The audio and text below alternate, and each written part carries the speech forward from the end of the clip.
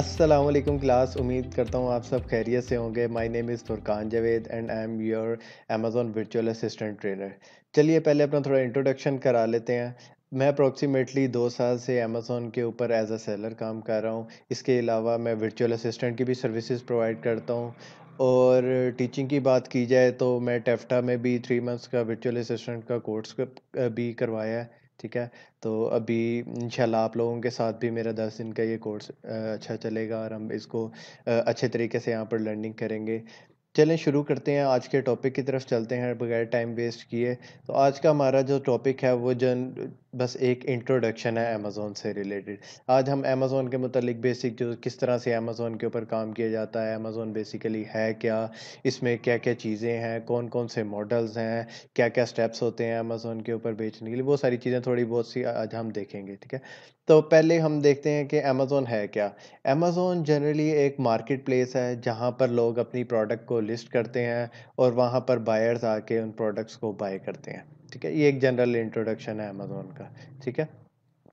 Amazon के ऊपर different models होते हैं जिनके डिफरेंट मॉडल्स पे काम किया जाता है, जैसे कि एफबीएम मॉडल, होलसेल, इस तरह के डिफरेंट मॉडल्स होते हैं जिन पे काम किया जाता है। हम यहाँ पर एज़ अ वर्चुअल असिस्टेंट इसको लेकर चलेंगे क्योंकि हमने वर्चुअल असिस्टेंट का काम जस्ट सर्विसेज प्रोवाइड करना है। हमने ना अपनी कोई प्रोडक्ट यहाँ पर लॉन्च करनी है, ना कुछ अपना अकाउंट क्रिएट करना है। हमने जस्ट इसे वर्चुअल असिस्टेंट के पॉइंट ऑफ व्यू से लेकर चलना है। तो यहाँ पर जो भी हमारी डिस्कशन होगी या जो कुछ भी हम सीखेंगे तो वो एज़ अ वर्चुअल असिस्टेंट के तौर पर ही होगा, ठीक है? तो चलें हम यहाँ से इसे स्टार्ट करते हैं। अच्छा, मेन क्वेश्चन सबसे पहले हमारा ये आता है कि हम अमेज़न को ही क्यों चूज़ करें?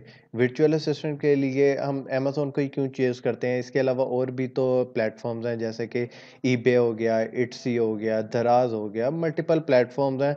तो सिर्फ़ हम अमेज़न को ही क्यों चूज़ करते हैं, अमेज़न के वर्चुअल असिस्टेंट? तो इसमें चले मैं आपके साथ थोड़े से स्टैट्स इसके शेयर कर देता हूँ। तो अमेज़न का जो है लास्ट ईयर 2019 की अगर बात की जाए तो अप्रॉक्सीमेटली अमेज़न ने 162 बिलियन डॉलर की सेल्स की है 2019 के अंदर। और अगर पाकिस्तान की ई-कॉमर्स मार्केट की बात की जाए, पूरी ई-कॉमर्स मार्केट की बात की जाए तो पाकिस्तान की ई-कॉमर्स मार्केट 1 बिलियन डॉलर की है सिर्फ। तो इतना बिग डिफरेंस है अमेज़न के अंदर और पूरी पाकिस्तान की। आप ये दराज़ वगैरह सारी मार्केट प्लेसेस को देख लें तो इतना बड़ा डिफरेंस है। अमेज़न एक ट्रिलियन डॉलर कंपनी है, तो इसके अंदर आपको अर्न करने का भी पोटेंशियल उस हिसाब से ही है। ठीक है?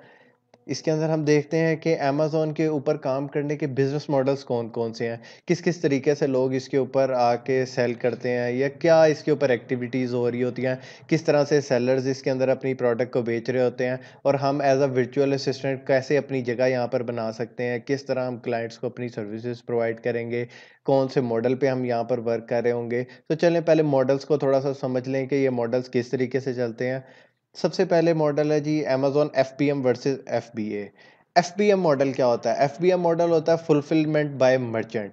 यानी अगर आप सेलर हैं तो आप मर्चेंट हैं, ठीक है? तो अगर कोई आपको ऑर्डर आता है एफबीएम मॉडल क्या होता है? आपने एक अमेज़न के ऊपर लिस्ट क्रिएट की, ठीक है? आपको कोई ऑर्डर आया, आपने उस ऑर्डर को पैक किया, उसके ऊपर लेबल किया और जिस कस्टमर ने आपको ऑर्डर प्लेस किया, जिस एड्रेस से आपको ऑर्डर प्लेस किया, आप उस एड्रेस के ऊपर वो उस ऑर्डर को फुलफ़िल कर देते हैं। आप टीसीएस के पास जाते हैं या कोई भी लेपर्ड या किसी भी कोरियर कंपनी के पास जाते हैं। आप उसे अपना वो पार्सल हैंडओवर करते हैं और वो वाला पार्सल वो उन्हें कस्टमर तक शिप कर देते हैं। ठीक है? इस तरीके से ये वाला मॉडल चल रहा होता है। इसके अंदर आप इस चीज़ को वो फुलफ़िल कर रहे होते हैं जैसे ही कोई ऑर्डर आता है। जबकि उसकी जगह हम अमेज़न एफबीए मॉडल की बात की जाए जिसकी फुल फॉर्म है फुलफ़िलमेंट बाय अमेज़न, जिसको हम ज़्यादा आगे डिटेल में देखेंगे भी। इसके अंदर क्या होता है कि आपने एक प्रोडक्ट अपनी लिस्ट की, ठीक है? इसके बाद आपको जैसे ही कोई ऑर्डर प्लेस हुआ, तो नहीं पहले आप अपनी इसके अंदर प्रोडक्ट लिस्ट करेंगे, तो अमेज़न कहेगा कि आप जो प्रोडक्ट सेल करना चाह रहे हैं, उसकी इन्वेंटरी आप मेरे वेयरहाउस के अंदर भेज दें, ठीक है? आप यहाँ से फॉर एग्ज़ाम्पल आप चाइना से सोर्स कर रहे हैं प्रोडक्ट को या पाकिस्तान से सोर्स कर रहे हैं या दुनिया में किसी से भी कंट्री से आप प्रोडक्ट को सोर्स कर रहे हैं, आप उस प्रोडक्ट को इकट्ठी पूरी इन्वेंटरी को आप पैक करते हैं, उसके ऊपर लेबलिंग करते हैं और उसे अमेज़न के वेयरहाउस के ऊपर भेज देते हैं, ठीक है? अमेज़न उसके वेयरहाउस के थोड़े से चार्जेज़ आपसे लेता है, जो आपकी वो स्टोरेज फ़ीस कहलाती है।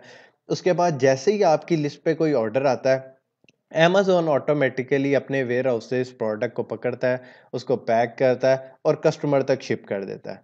ठीक है? इसके अंदर आपकी कोई लायबिलिटी नहीं होती। जैसे ही ऑर्डर कस्टमर को पहुँचा तो आपकी पेमेंट आपके अकाउंट में आ जाती है। ठीक है?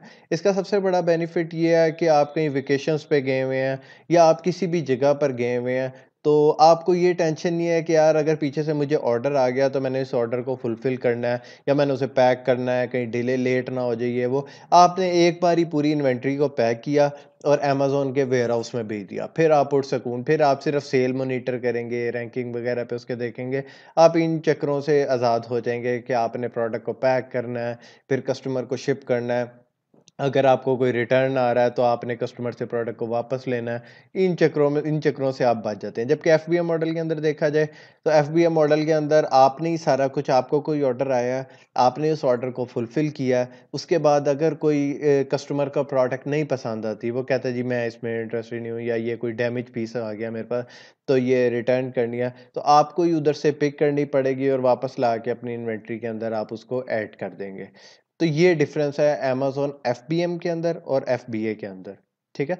एफबीए में अमेज़न आपके लिए सारा कुछ कर रहा होता है, आपके लिए आपकी पूरे ऑर्डर की फुलफिलमेंट कर रहा होता है, कोई रिटर्न है उसको मैनेज कर रहा है, सारा कुछ वो आपके बिहाफ़ पे कर रहा है। वो उससे आपसे उसकी कमीशन ले लेता है या जो उसके सर्विस चार्जेज़ होते हैं फुलफिल करने के, वो आपसे वो ले लेता है। अब आगे मॉडल आ जाता है अमेज़न एफबीए होलसेल का, ठीक है? एफबीए होलसेल क्या होता है? एफबीए होलसेल ये होता है कि जैसे यूएस के अंदर अगर हमारी मार्केट प्लेस है, हम अमेज़न डॉट कॉम के ऊपर सेल करना चाह रहे हैं, तो वहाँ पर हम जो यूएस के अंदर सप्लायर बैठे हुए हैं, जैसे बड़े-बड़े जो सप्लायर हैं, बिग बड़े ब्रांड्स हैं, जैसे कि वॉलमार्ट हो गया, एडिडास वगैरह हो गया, हम उनसे एक ऑथराइज़ लेटर ले लेते हैं कि भई हम आपकी प्रोडक्ट को अमेज़न के ऊपर सेल करना चाह रहे हैं। क्योंकि वो चूँकि ब्रांड रजिस्टर्ड हैं, तो उनके ऑथराइज़ेशन लेटर के बगैर हम उनकी प्रोडक्ट को अमेज़न के ऊपर नहीं सेल कर सकते। तो हम उनसे उनसे ऑथराइज़ेशन एक लेटर ले लेते हैं कि भाई हम आपकी प्रोडक्ट को सेल करना चाह रहे हैं, तो आप हमें एक लेटर प्रोवाइड कर दें। फिर हम उन्हीं ब्रांड से उसी ब्रांड से कुछ उनकी प्रोडक्ट्स ले लेते हैं सेलेक्ट करके, या जो हमारा क्राइटेरिया होता है प्रोडक्ट हंटिंग का, या जिस तरीके से हम उनकी प्रोडक्ट को इवैल्यूएट करके उनकी प्रोडक्ट परचेज़ कर लेते हैं और उसको अमेज़न के ऊपर सेल करते हैं। ये होलसेल का कॉन्सेप्ट आ गया। इसके अंदर हम ब्रांड्स को सेल करते हैं, ठीक है? जबकि एफबीए के अंदर एक और मॉडल होता है एफबीए पीएल का, जिसे हम एफबीए प्राइवेट लेबल कहते हैं। एफबीए प्राइवेट लेबल के अंदर हम क्या कहते हैं कि फॉर एग्ज़ाम्पल अगर मैं अमेज़न के ऊपर एक बोतल बेचना चाह रहा हूँ, तो उस बोतल के ऊपर मैं अपने ब्रांड का टैग लगाऊँगा। ठीक है? उस ब्रांड के ऊपर मैं किसी ब्रांड को नहीं मैं बेच रहा, मैं नेस्ले को नहीं बेच रहा ये वो। मैं एक अपनी बोतल लेता हूँ, मैं अपना ब्रांड रजिस्टर्ड कराऊँगा वहाँ पर अमेज़न के और मैं अपने ब्रांड से उसके ऊपर बेचूँगा। उसे हम प्राइवेट लेबल कहते हैं, अमेज़न एफबीए प्राइवेट लेबल, कि ये हमारा ब्रांड, हम अपना ब्रांड सेल कर रहे होते हैं वहाँ पर, ठीक है? अमेज़न ड्रॉप शिपिंग क्या होती है? ड्रॉप शिपिंग होती है कि आप किसी भी ब्रांड से जो है, किसी भी होलसेलर जो है उसके अंदर अमेरिका में हैं या किसी भी कंट्री के अंदर होलसेलर हैं, आप उनसे कॉन्टैक्ट कर लेते हैं कि भाई मैं आपकी प्रोडक्ट उसके ऊपर अमेज़न के ऊपर लिस्ट करने जा रहा हूँ। जैसे ही कोई ऑर्डर आएगा, आप अपने सप्लायर से कहते हैं कि फ़लाँ कस्टमर क किसी कस्टमर ने आपको ऑर्डर प्लेस किया, तो आप अपने सप्लायर से कहते हैं कि फ़लाँ कस्टमर को आप यहाँ पर ऑर्डर फुलफ़िल कर दें, ठीक है? तो वहाँ पर वो ऑर्डर फुलफ़िल हो जाता है और उसके अंदर से जो कमीशन होता है, वो फिर आपके पास आ जाता है। इस तरीके से ये चल रहा होता है। ड्रॉप शिपिंग के अंदर बेसिकली लोग इसलिए कर रहे होते हैं, क्योंकि इसके अंदर इन्वेस्टमेंट नहीं चाहिए होती, ठीक है? यानी आपने कोई अपनी पर्सनल कोई इन्वेंटरी परचेज़ नहीं की। जबकि आप अगर एफबीएम मॉडल की तरफ देख रहे हैं या एफबीए मॉडल की तरफ देख रहे हैं, तो उसके अंदर आपको एक अच्छी अमाउंट में इन्वेंट्री परचेज़ करनी पड़ती है। वो सारा आगे हम सीखेंगे कितनी इन्वेंट्री परचेज़ करनी चाहिए सारा कुछ। इसके अंदर हम अपनी एक इन्वेंट्री बाउंड कर लेते हैं। तो अगर कोई इसके अंदर रिस्क भी ज़्यादा होता है कि अगर प्रोडक्ट नहीं चली तो आपकी इन्वेंट्री वेस्ट होने का खतरा होता है। जबकि ड्रॉप शिपिंग के अंदर अगर चल गई तो ठीक है, नहीं चली तो आपको कोई लॉस नहीं होता क्योंकि आपने कोई इन्वेंट्री नहीं परचेज़ की। इसी तरह एफबीए होलसेल की बात करें तो वहाँ पर भी रिस्क बहुत कम होता है, क्योंकि वहाँ पर लोगों ने जो हमने इन्वेंट्री परचेज़ की होती है, वो बहुत मिनिमल होती है। हम पहले टेस्ट करते हैं कि फॉर एग्ज़ाम्पल हम उससे 20 या 40 पीसेस देख लेते हैं कि इसकी अमेज़न के ऊपर कैसा रिस्पॉन्स है। लोग इस प्रोडक्ट को पसंद भी कर रहे हैं, इस प्रोडक्ट की सेल भी अच्छी हो रही है कि नहीं हो रही, फिर हम उसकी बल्क में क्वांटिटी मंगाते हैं। तो ये इस तरीके से होता है। अगर हम इनके एडवांटेजेस और डिसएडवांटेजेस की बात कर लें, तो शुरू से हम देखते हैं एफबीएम और एफबीए से अगर शुरू करते हैं तो।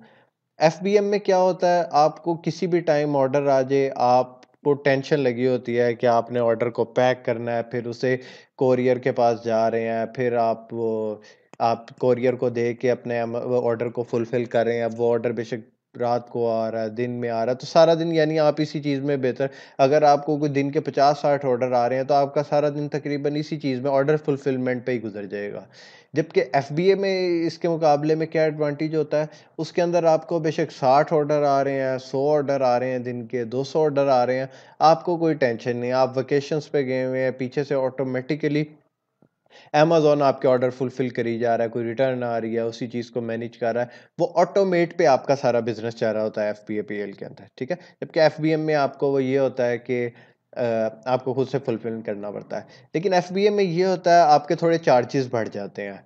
यानी अमेज़न आपसे स्टोरेज फ़ीस भी ज़ाहिर बात है ले रहा है, वो आपके बिहाफ़ पे ऑर्डर को फुलफिल कर रहा है, तो वो आपसे उसके कुछ चार्जेज़ लेगा। जबकि एफबीएम मॉडल में आप खुद से उसे फुलफिल कर रहे होते हैं, तो आपको वो एक्स्ट्रा चार्जेस पे करने नहीं पड़ते, ठीक है? तो ये वाला डिफरेंस होता है इसके अंदर।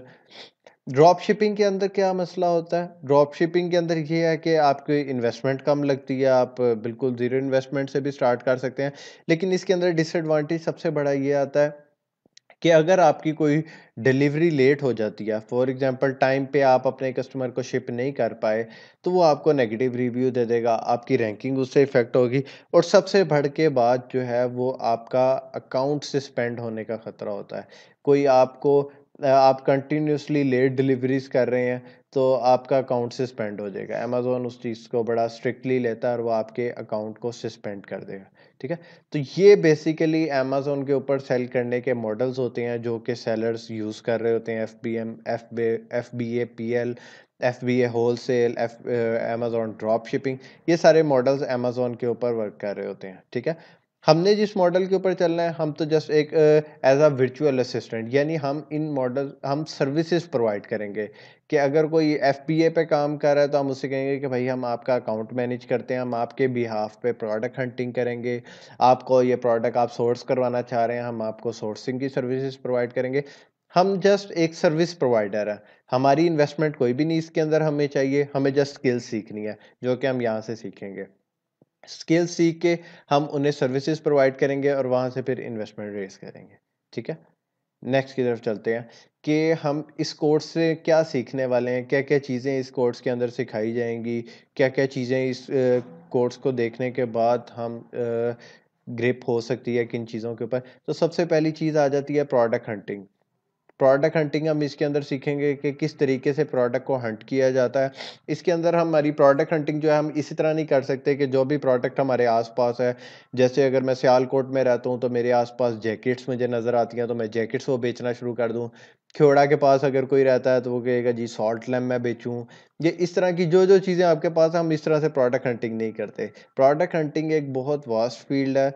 इसके अंदर हम प्रॉपर मार्केट का एनालिसिस करते हैं, जैसे कि अगर यूएस में बेचना चाह रहे हैं, यूके के अंदर बेचना चाह रहे हैं, तो हम उस पूरी मार्केट का एनालिसिस करेंगे कि उस मार्केट में आया इस प्रोडक्ट की डिमांड भी है, लोग इस प्रोडक्ट को डिमांड कर रहे हैं, इस प्रोडक्ट का फीडबैक कैसा चल रहा है, लोग इस प्रोडक्ट को लाइक करते हैं या इसके अंदर कोई प्रॉब्लम्स वगैरह आ रही हैं, कोई इस प्रोडक्ट में कोई पेटेंट वगैरह का इशू तो नहीं है।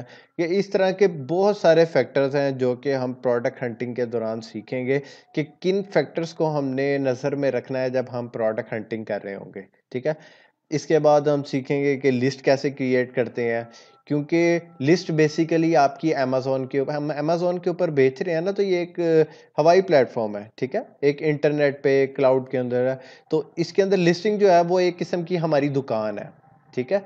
तो जितनी अच्छी हमारी लिस्ट होगी, जितनी ऑप्टिमाइज़ हमारी लिस्ट होगी, उसके अंदर कीवर्ड्स अच्छे-अच्छे होंगे, हाई सर्च वॉल्यूम वाले कीवर्ड्स होंगे, उसकी इमेजेस बहुत अच्छी क्वालिटी की होंगी, उसका टाइटल ऑप्टिमाइज़ होगा।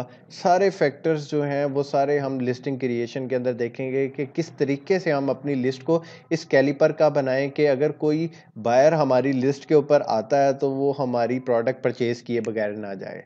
इसके बाद हम देखेंगे कि सोर्सिंग किस तरह से करते हैं और ये सारी चीज़ें ना सिर्फ़ आपको अमेज़न में, आपको और बहुत स आपकी लाइफ़ में भी आगे आप अगर कोई और बिज़नेस करना चाहते हैं, तो ये चीज़ें आपको बड़ी हेल्प करेंगी कि आप अगर इम्पोर्ट-एक्सपोर्ट यहाँ से हम सीखेंगे कि किस तरीके से प्रोडक्ट को इम्पोर्ट किया जाता है, क्या-क्या बिज़नेस टर्मिनोलॉजीज़ उसके अंदर यूज़ होती हैं, किस तरीके से हम सोर्स करते हैं। अगर चाइना से हमने प्रोडक्ट को सोर्स करना है, तो हम किस तरीके से सोर्स करेंगे, क्या-क्या चीज़ें हम अपने माइंड में रखेंगे जब हम सोर्सिंग कर रहे होंगे, सप्लायर से किस तरह से नेगोशिएट किया जाता है सोर्सिंग के टाइम पे, किस तरीके से पेमेंट होती है, ये सारी चीज़ें हम इस कोर्स के अंदर सीखेंगे सोर्सिंग के अंदर। और फिर लॉजिस्टिक किस तरीके से हम मैनेज कर रहे हैं, अगर कोई छोटी प्रोडक्ट है तो हम उसे बाय एयर मूव कर रहे हैं, कोई अगर बड़ी प्रोडक्ट है जो कि वॉल्यूमेट्रिक प्रोडक्ट है, उसका वेट ज़्यादा है, तो उस प्रोडक्ट को हम बाय सी मूव कर रहे हैं। उसके लिए क्या-क्या टर्मिनोलॉजीज़ यूज़ की जाती हैं, वो सारा कुछ हम इसके अंदर सीखेंगे आगे इंशाल्लाह।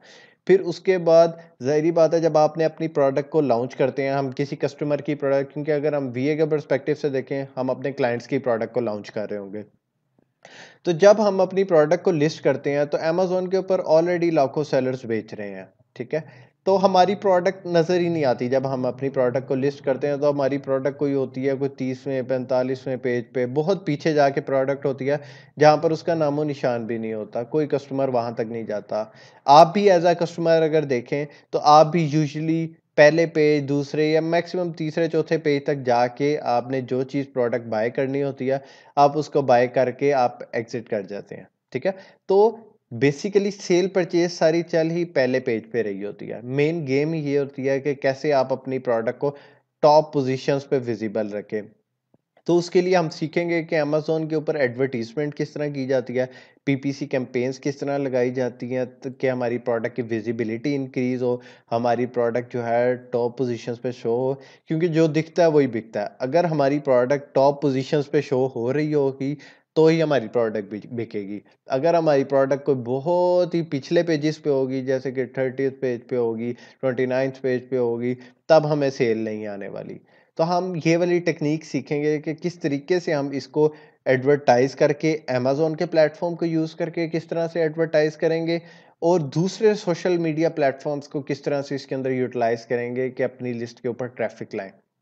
जैसा कि हम फ़ेसबुक या और सोशल मीडिया के प्लेटफ़ॉर्म्स हैं, इंस्टाग्राम वगैरह, इनको हम किस तरीके से यूटिलाइज़ करेंगे कि हमारी प्रोडक्ट हमारी लिस्ट के ऊपर सेल आए, हमारी सेल वेलोसिटी इंक्रीज़ हो, हमारी प्रोडक्ट की सेल इंक्रीज़ हो जाए, ठीक है?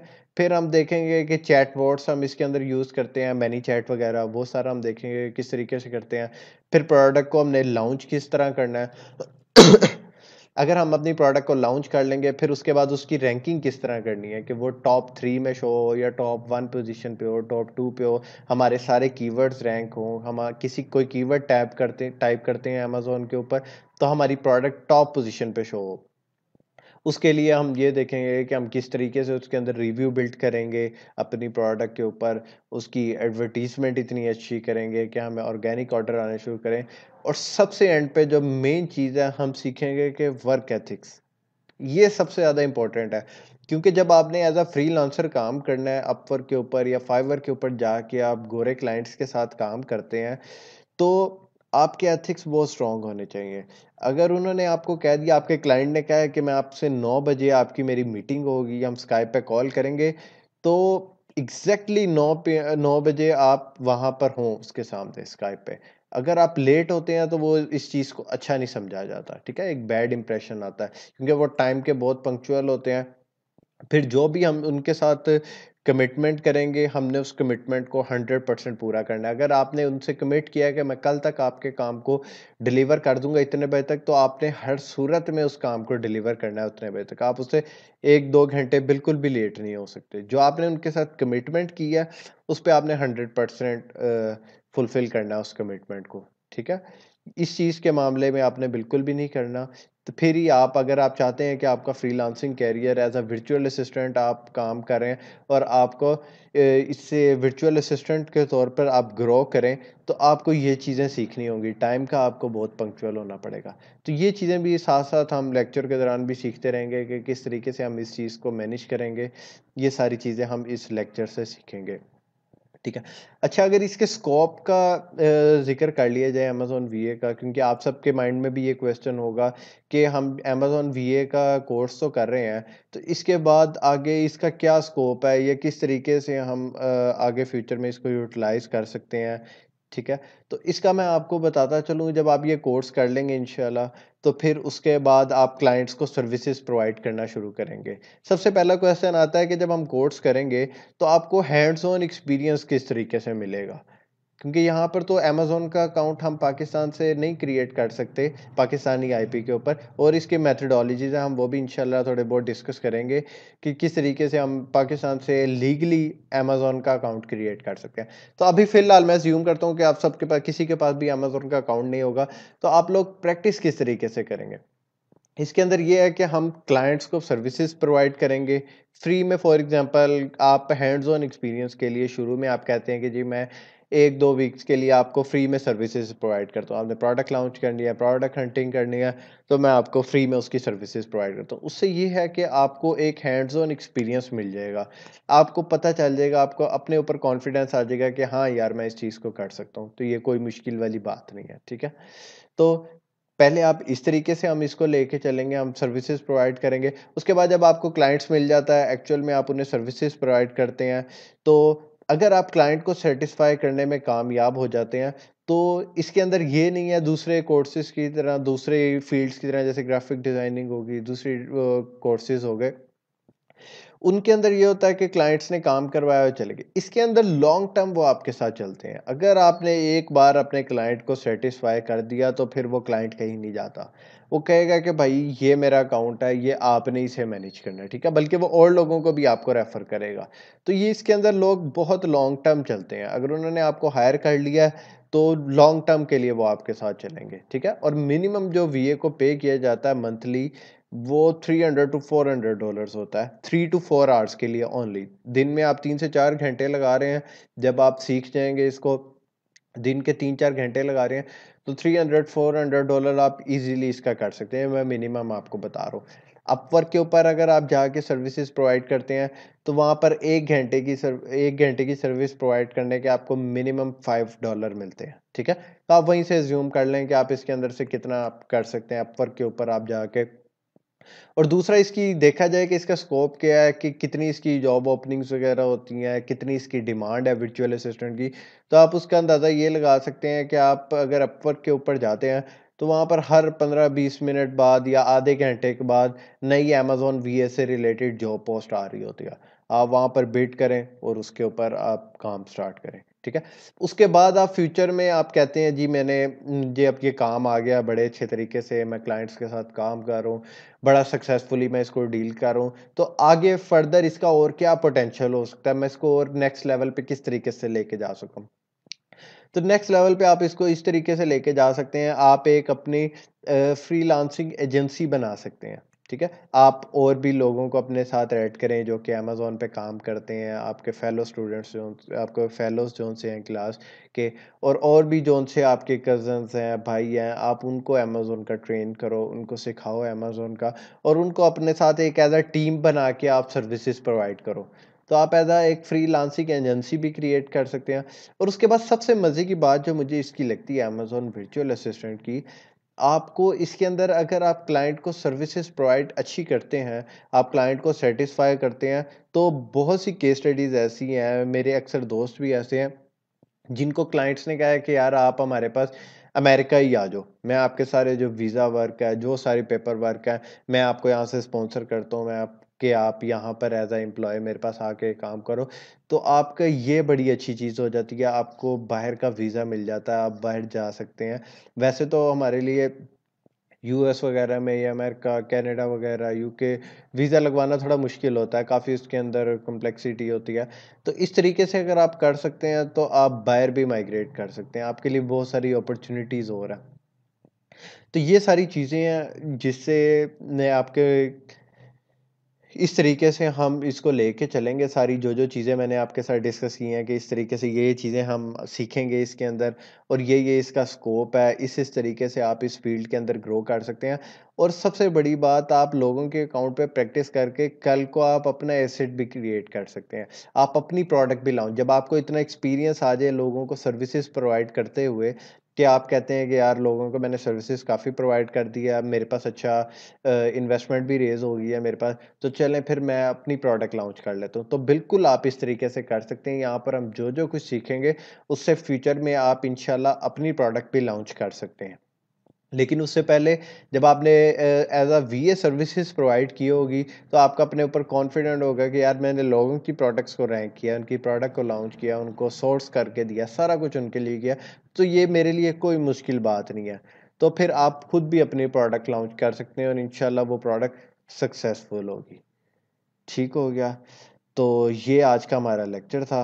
बहुत-बहुत शुक्रिया आप लोगों का। आप लोगों के कोई क्वेश्चन है, जो भी आपके क्वेश्चन हैं आप बिला झिझक मेरे से पूछें। बहुत शुक्रिया आप लोगों का। अपना ख़्याल रखिएगा। अल्लाह हाफ़िज़।